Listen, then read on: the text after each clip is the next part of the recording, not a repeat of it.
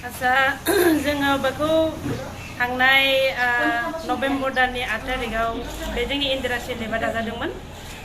दा बेखौ दाफुंनायनि गुबै उद्देश्यआनो जाहैबाय जोङो साननो थाङोबा जोंनि आइजोफोरनि माखासे जौगालुनि खामानि मावफुंलांनायाव माखासे सुजुग सुबिदा मोनगोन बा होनो हागोन हिसाबै जोङो बे दिनै इन्दिरा क्लास्टारनि मोनसे अफिसखौ नारा नाथा नाजानायनि गेजेरजों दिनै जोङो अपेनिं खालामनो हाबाय। बे अपेनिं खालामनायनि गुबै उद्देश्यआनो जाहैबाय जोङो मोनब्रै भिसिडिसिजों लोगो मोनलायनांगौबा जोंनो मोनसे स्थायी जायगा नांगौ जायो।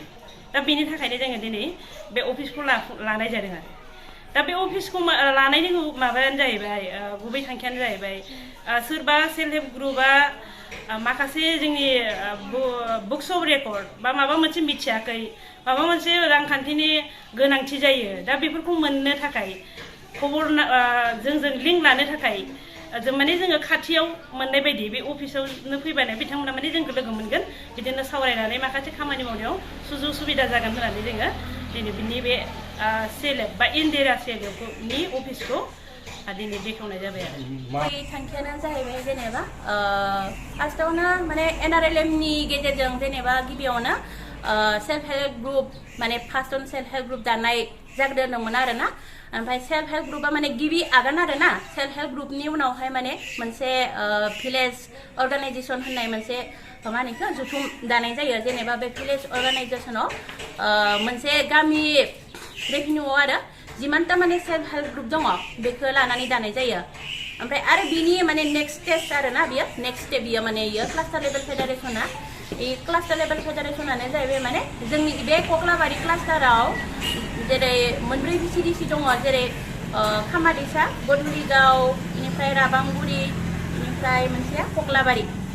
बे मोनब्रै नाथाय बे दानायनि जाहोनाव लाइमोनफोरा मा मुलाम्फा जागोन होनना फोरमायगोन आइजोफोरा?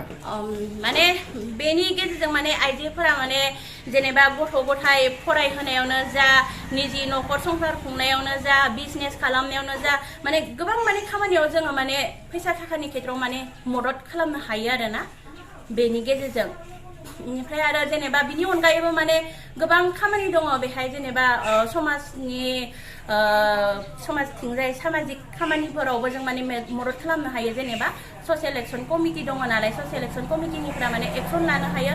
जेनेबा अबेबा जायगायाव गथ'फोरा लोंनाय जानाय ड्राग्स आरि माने जानाय, जेनेबा बबेबा जायगायाव जौ जुवा गेलेनाय, बेफोरबायदि खेथ्रआवबो माने बेनि ससियेल एक्सन कमिटि एक्सन लानो हायो। जों माने फोसाबनो हायो आरो जेनेबा नै दा जेनेबा अबेबा जायगायाव स्कुलफोराव क्लास जाया, मास्टारफोर थानानैबो मास्टारफोरा क्लास खालामा, अंगनबादि सेन्टारफोराव क्लास खालामा, बेनिफ्राय आरो मेडिकेलफोरावबो जेनेबा जेरैबायदि सुबिदा होयो बेफोरबायदिखौ होयि, बेफोरबायदिखौबो जों माने एक्सन लानो हायो। जों माने मोजांथिंजा लाबोनो हायो आरो जेनेबा